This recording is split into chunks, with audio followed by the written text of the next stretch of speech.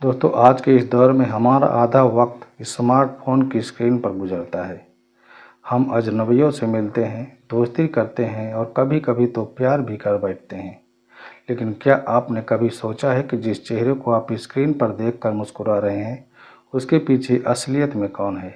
वो वादे सच्चे हैं या सिर्फ आपको फंसाने के लिए बुना गया एक डिजिटल जाल है? आज की हमारी कहानी इंदौर के एक ऐसे ही नौजवान की है जिसका परफेक्ट ऑनलाइन रोमांस रातों रात एक खौफनाक कत्ल की वजह बन गया। तो दिल थाम कर बैठिए दोस्तों, क्योंकि आज हम बेनकाब करेंगे उस संदेही पहचान को जिसने प्यार के नाम पर सिर्फ मौत बांटी है। तो दोस्तों, आइए जानने की कोशिश करते हैं इस कहानी को इस वीडियो के माध्यम से। लेकिन कहानी में आगे बढ़ने से पहले आपसे रिक्वेस्ट है कि अभी तक इस चैनल को सब्सक्राइब नहीं किए हैं तो चैनल को सब्सक्राइब जरूर कर लीजिए। तो चलिए दोस्तों, कहानी की शुरुआत करते हैं। दोस्तों, यह कहानी शुरू होती है मध्य प्रदेश के इंदौर शहर से। साल था 2024 का। नकुल, जो कि 28 वर्ष का एक तेज तर्राक सॉफ्टवेयर इंजीनियर था, जो दिन रात अपने कोड में खोया हुआ था। रिश्तों के मामले में वह थोड़ा शर्मीला था, इसलिए उसकी दुनिया सोशल मीडिया तक ही सीमित थी। नकुल की जिंदगी में तूफान बनकर आई जिसका नाम साक्षी होता है।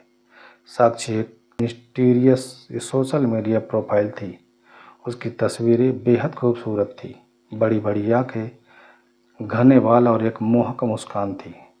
साक्षी ने नकुल को फ्रेंड रिक्वेस्ट भेजी। शुरुआती चैट से ही नकुल को लगा कि साक्षी उसके ड्रीम गर्ल है।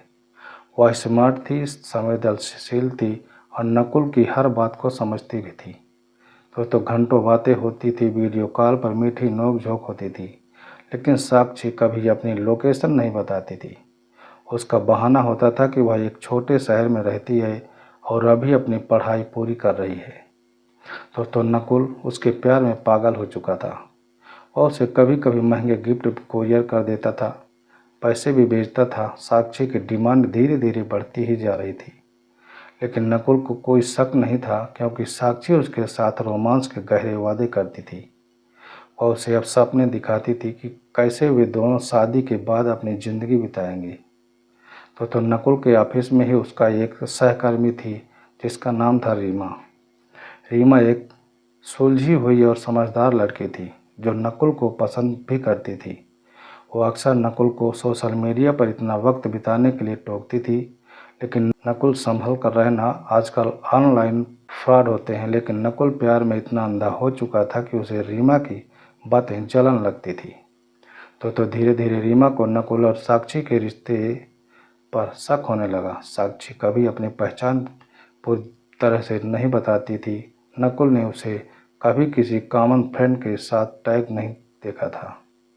रीमा ने अपनी जांच शुरू की। वह नकुल को बिना बताए साक्षी की प्रोफाइल और उसकी तस्वीरों की गहराई से पड़ताल करने लगी। उसे शक था कि यह प्रोफाइल फर्जी है। इसी बीच नकुल साक्षी से मिलने के लिए बेताब था। उसने साक्षी पर दबाव डालना शुरू कर दिया।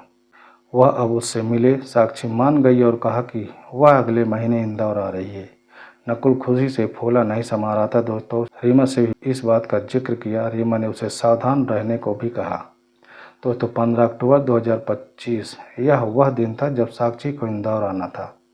नकुल ने एक आलीशान रेस्टोरेंट में डिनर प्लान किया था। वह सुबह से ही उत्साहित था, लेकिन साक्षी नहीं आई। शाम तक नकुल के कई कॉल्स और मैसेज का कोई जवाब नहीं मिला।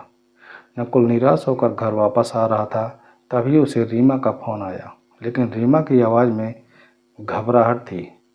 नकुल, मुझे कुछ बहुत बुरा लग रहा है।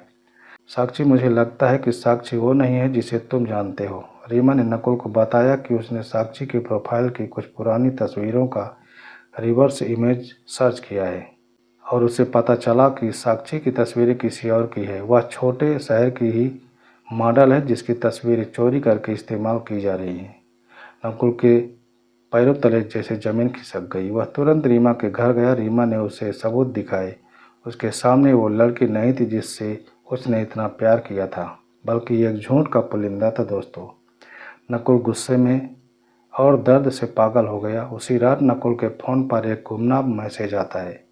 अगर अपनी साक्षी से मिलना चाहते हो तो आज रात 11 बजे शहर के पुराने कब्रिस्तान के पीछे आ जाओ और अकेले आना, किसी को भी साथ में नहीं लाना। दोस्तों नकुल ने रीमा को बता दिया। रीमा ने उसे जाने से मना किया, लेकिन नकुल बदला लेने पर आमादा हो गया। वह अकेला ही उस जगह की तरफ चल पड़ा। दोस्तों कब्रिस्तान के पीछे घना अंधेरा था। नकुल वहां पहुंचकर इंतजार करने लगा। तभी पेड़ों के पीछे से एक साया निकला। नकुल को लगा कि यह साक्षी ही है, लेकिन जैसे ही वह साया नकुल के पास आया, नकुल के होश उड़ गए। वह साक्षी नहीं थी, वह एक आदमी था जिसका नाम मुकेश होता है।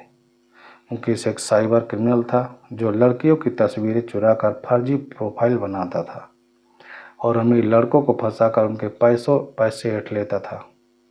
तो नकुल ने कहा कि तुम हो वो साक्षी? नकुल ने गुस्से में पूछा और तभी मुकेश हंसने लगा। कहा, हाँ मैं ही तेरी साक्षी हूँ, तेरा प्यार, तेरा सब कुछ, और अब तेरा बैंक बैलेंस भी हूँ।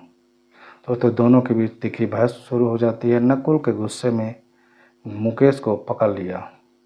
मुकेश ने अपनी जेब से चाकू निकाल लिया। वहाँ अंधेरा में हाथापाई शुरू हो जाती है।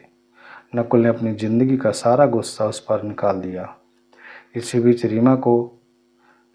रीमा जो नकुल के पीछे पीछे आ गई थी, उसने देखा कि नकुल और मुकेश एक दूसरे से लड़ झगड़ रहे हैं। डर के मारे रीमा ने पुलिस को फ़ोन कर दिया। जब पुलिस कब्रिस्तान पहुंची तो वहां का नज़ारा देखकर रोंगटे खड़े कर देने वाला था। मुकेश का खून से लथपथ शरीर जमीन पर पड़ा था और नकुल सदमे में वहीं बैठा हुआ था।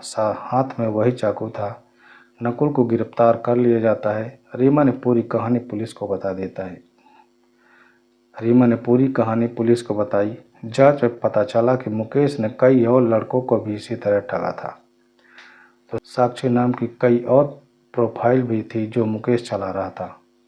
नकुल को हत्या के आरोप में लंबी जेल की सजा हो जाती है। रीमा ने अपनी हिम्मत और समझदारी से एक अपराधी को बेनकाब कर दिया, लेकिन वह नकुल को बचा नहीं पाई। दोस्तों यह कहानी हमें यह सिखाती है कि डिजिटल दुनिया में हर चेहरा सच्चा नहीं होता।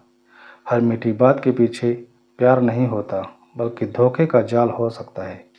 अनदेखी पहचान कभी कभी हमें ऐसे मुकाम पर ले जाती है जहां से हमारी असली पहचान ही खो जाती है। सतर्क रहें, क्योंकि हर लाइक और हर हार्ट सच्चा नहीं होता दोस्तों। तो दोस्तों ये थी आज की सच्ची कहानी। आपको कैसी लगी कमेंट में अपनी राय हमें ज़रूर बताएं। और अभी तक इस चैनल को सब्सक्राइब नहीं किए हैं तो चैनल को सब्सक्राइब जरूर कर लीजिए और बेल आइकन को भी प्रेस जरूर कर लीजिए। तो मिलते हैं दोस्तों अगली नई वीडियो में। तब तक अपना और अपनों का ख्याल रखें। वीडियो देखने के लिए आपको बहुत बहुत धन्यवाद।